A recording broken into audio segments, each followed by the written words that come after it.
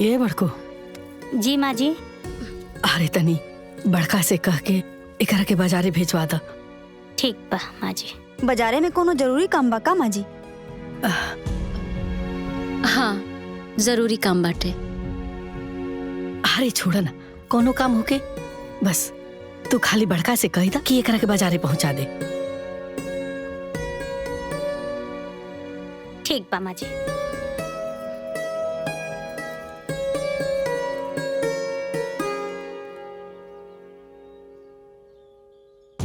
दीदी हमरा खातिर चॉकलेट लेके आई हा। हाँ ठीक बा गुड़िया, ले आए।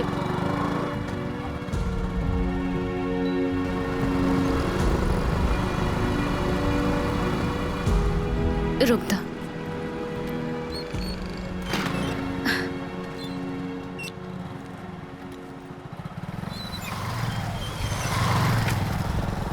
भैया हमके यूपीएससी के फार्म भरे के बा। वो कंप्यूटर खाली बा, वहाँ चल जाए। अच्छा ठीक बा।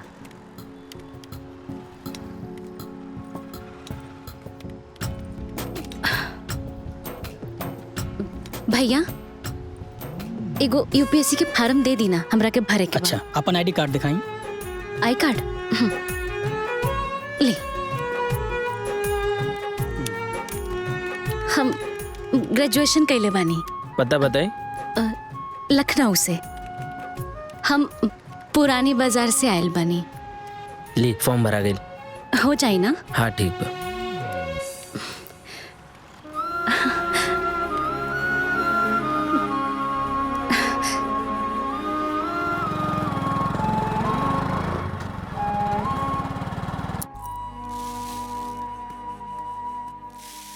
कहाँ बाड़ू हो? जी। पानी लेके आवे जरा। अच्छा लिया वतन। हाँ। चले क्या? हाँ हम देता नहीं पानी। ए जी, बबुनी बाजारवा में कहाँ गईली है जी?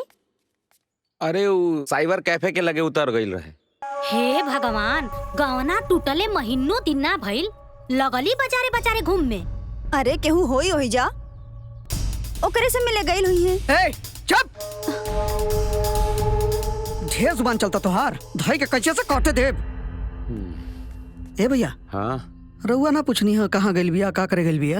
अरे ना हो ना, हम पूछनी है ना वो बतौली है। अब न पता कौन गुल खिली है दादा। ए दिमाग सही बा, का पकड़ पकड़ बोला तारू? पानी मंगनी है, पानी कहाँ बा? दे तनी भैया, दो। हाई ले। अपन काम कर जो करत रहले। अब तू कर खतड़, तू जा। बेसी दिमाग लगावे की जरूरत नहीं के। चल।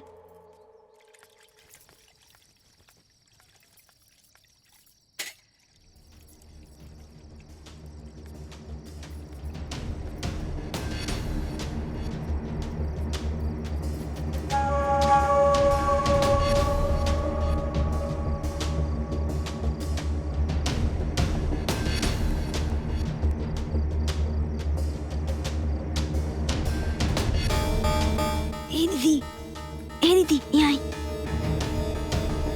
चली आई आई आई।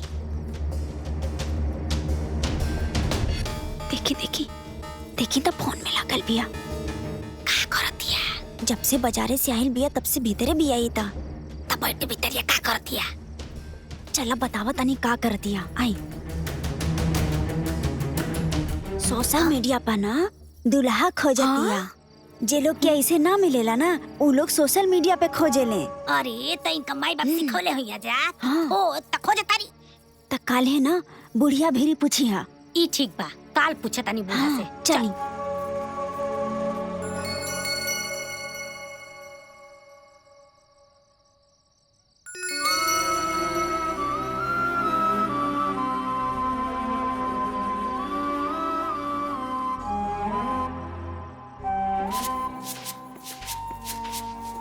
ए बड़को छोटको, अरे सतुइया के डब्बा देख लो कहाँ बा? ए अम्मा जी, ई घर में लोग के दिमाग तो अस्थिर नहीं रहा, ता डिब्बा कहाँ से अस्थिर रही? तो हम लोग भी ना।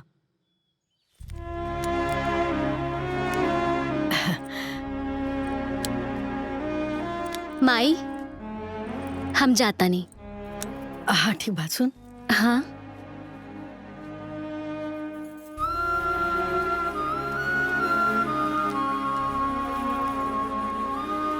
हाई ले बेटा, हो जाई ना।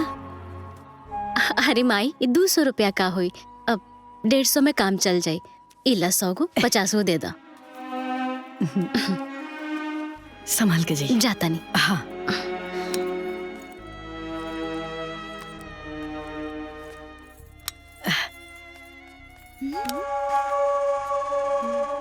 अम्मा जी, हाँ, आजकल बबुनी का का चलता रउआ के पता बा ना? तो तू लोग रात भर ये देखत रहे लोग? आ?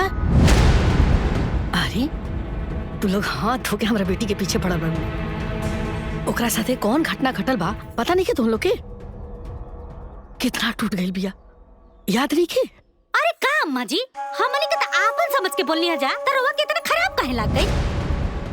अब तो कुछ कहलो कठिन बाए दीदी। अरे जहर नियन बोलू लोग तो बुरा ना लगी। ए अम्मा जी, उ राउर बेटी है, बने चाहे बिगड़े, एमे हमनी के का करी? हाँ का दीदी? हमनी के काले देव के बाद जाए दे।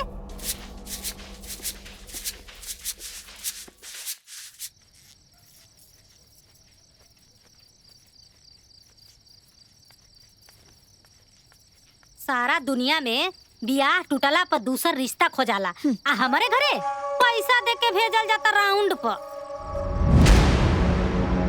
राउंड मारे खातिर ना दीदी, मूड फ्रेश करे खातिर भेजाता। दिन दिन भर बाहर और रात रात भर मोबाइल पर। तहनी लोग के बड़ा चिंता हो रहा बा। चिंता माई बाबूजी के होखे के चाहिए ना। अरे तमाई बाबूजी खुदे बिगड़े वाला रास्ता पर ढकेलत हवा, त काहे के चिंता होई? अरे भाई काहे इतना बवाल मचेले बड़ा लोग? काहे कि रंग ढंग ठीक नहीं खे लागत राउर बहन जी के। का भाभी?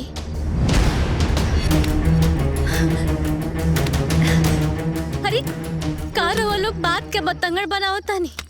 हाँ अच्छा, चाय बना के हमने दी, खाना बना के भी हमने दी, तक कुछ पूछी ना। अब सुन लीन कर बतिया। रउआ लोग इनके हमरा ऊपर भरोसा काहे नहीं के होखत? अरे कहाँ ले रउआ लोग हमार दुख दूर करती, लेकिन रउआ लोग तो उल्टा हमरा चरित्र पर शक करतानी। कारे तोहनी की मेहरारू एजा हमारा बेटी के साथे लड़ा तारी सन, आ तोहनी के चुपचाप सुना तारा सन। अरे अम्मा जी, सच्चाई बोलला पर रउआ के मिर्चा काहे लागता जी? अरे चुप करबे तहनी लोग। बिना मतलब के ई घर में ड्रामा क्रिएट कइल जाता। ड्रामा के करता भैया? अरे हम अपना खातिर कुछ करल चाहता नहीं। हम दुनिया के दिखावल चाहता नहीं कि हम बिना काम के ना कि काम के बानी। हम नहीं की चाहत कि हमरा वजह से रउआ लोग के फिर से दोबारा क्यों जलील करे। अरे ये सब कुछ ना होला। अगर कुछ होके के रहती ना तो भगवान रउआ के अपंग ना बनो। चुप! अगर एक को शब्द बोल देलू ना तो हमरा से बुरा क्यों होई नहीं। चल भाग अंदर। ए भाभी तू अंदर जा। चली दीदी। खाली ड्रामा फैलेले वाली लोग। माई एकरो ले जो ना एजा से बात बढ़ावला से बात बढ़ेला, लेके जो। चल बेटा, जाना तारे ना कि लोग हमेशा तोरा बारे में उल्टा पुल्टा बोलत रहे लो। जब से एकर ब्याह टूटल बा ना, तब से ये सब ड्रामा चलता। हमरा तो बुझाता कि एकरा खातिर हमरा के ही कोई बढ़िया लड़का ढूंढे के पड़ी। सही कहत भैया।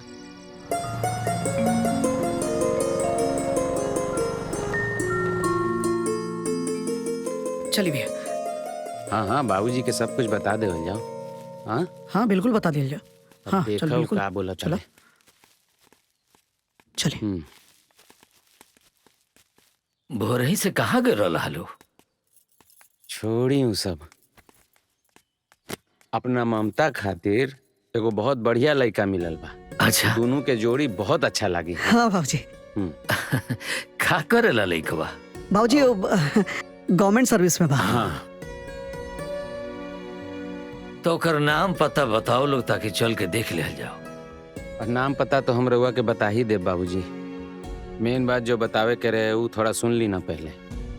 वो लड़कवा जो बानू थोड़ा उचक उचक के थोड़ा लंगड़ा के चलेला।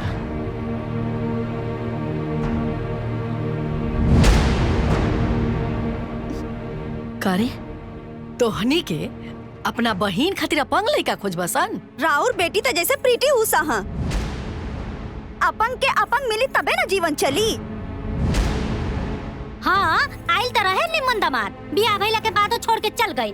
तका इनकरा खातिर अब राजकुमार दुल्हा खो जाई। बैठा के रखी सभी कपारे पक्का करे के बा हमनी के। अच्छा बात कहता नहीं तो बुरा लग जाता। अपना अपना मेहरारू सन के समझा दो सन, ना तो हमरा से बर्दाश्त ना हुई। हमार बिटिया को घूरा पर के फेंका ना हो कि कोई ले को करके फंसा दी। तरौआ चाहत का बानी बाबूजी हैं? ममता के जीवन भर यही घरवा में बिठा के रखे के बा। बोली रउआ तो घर में बैठल रहे नहीं। हमरा जाए के पड़ेला मार्केट में। लोग हमरा से न पूछेला कि का हो बहन के बियाह तय हो गईल, बोलती बंद हो जाला। पूरा गांव समाज ये कहेला कि हमने की शादी बियाह करे खातिर ताकत बटले नहीं थे। अरे तोर का मतलब बा कि कहीं हाथ बात धरा दे अपना बेटी के? हाँ अब तो उड़न परी खातिर कोनो रंगबाज लइका खोजाई ना अम्मा जी। ए चुप, अपना ननद के बारे में का बोलता रुसन? तनिको समझ में आ रहा तोनी के? ओहू केकरा सामने शर्म लाज बा कि ना रे? आ तोहनी के रे चुपचाप होके सुना तरसन अपना मेरू के बोली ना। कुछ करे सन ना आज हम एनी के मुंह थूर दे। अब अरे मारी ना वो अपन के खातिर हमरा के मारी। रउआ खाली खड़े देखी वो हमरा के मारत तारी। अम्मा जी चप्पल उठौले के का मतलब है? हाँ मारी ना मारी ना। एगो तो मिलत नहीं खे और जे मारा बाप के साथ करत नहीं खे घर में बैठा ले भाई। अरे बस करा यार। अरे देख ली भलाई के तो जमाना में नहीं थे। ठीक है कहता नहीं दीदी। देखी बढ़िया बात कैला पे कैसे छटक के चल गई नहीं दोनों लोग। जा पानी लेके आओ तू जा। ठीक बा पानी दाना। हम का कहले रही ना, इनकरा समझाइला बड़ा मुश्किल काम बा। तू सही कहले रहला भैया। ये बूढ़ा बूढ़ी ना परेशान के दिल बना लोग एकदम।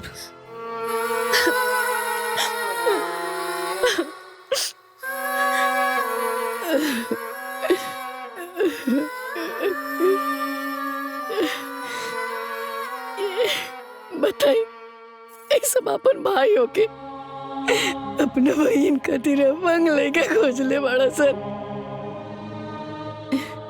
ओकनी के मेहरारू भौजाई होके हमारे बेटी की इज्जत उछाला तारी सर।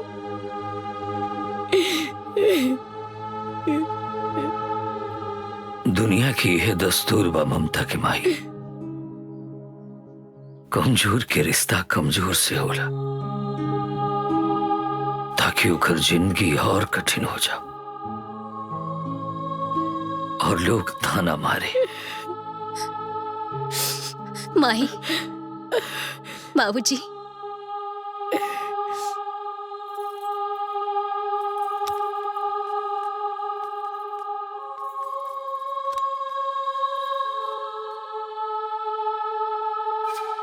बाबूजी, माई, हम सब कर मुंह बंद कर दे।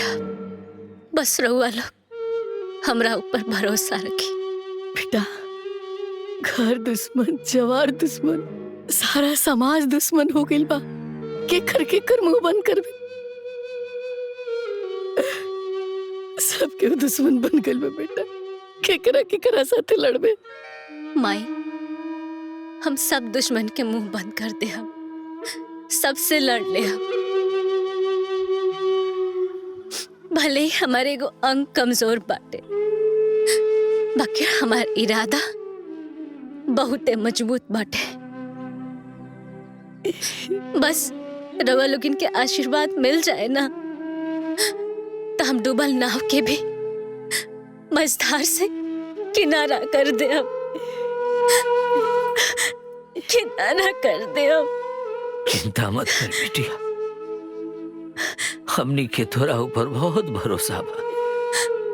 बस घर ही के कुछ लोग खातिर हमार बिटिया बोझा हो गइल बिया,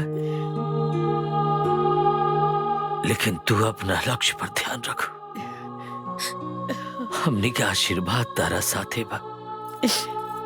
हाँ बेटा, हमनी के तोरा साथे बानी जा। अपंगता अभिशाप न होला, जब रहे हो हौसला संग दिल से अगर कोई ठान लेता जीत जाला हर जंग।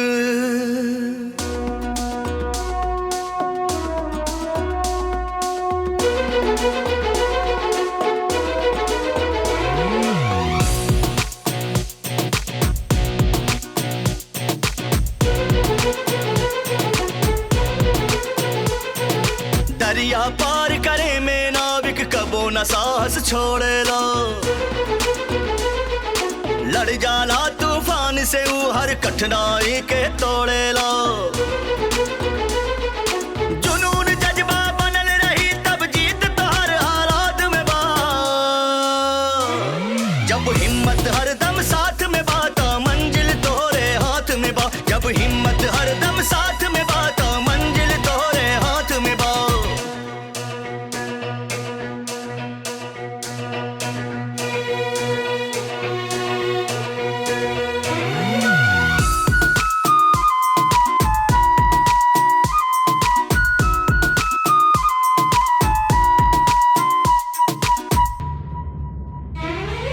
कर्म के बल पर बदल न जाई विधि के लिखल तकदीर हो, छोटी लकीर के आगे जब खिंचवा तू बड़ी लकीर हो। कर्म के बल पर बदल न जाई विधि के लिखल तकदीर हो, छोटी लकीर के आगे जब खिंचवा तू बड़ी लकीर हो। पढ़े लिखे बालन के लक्ष्य बस उसके जज्बात में पा, जब हिम्मत हर दम साथ में बा तो मंजिल तोरे हाथ में बा, जब हिम्मत हर दम साथ में बा तो मंजिल तोरे हाथ में बा।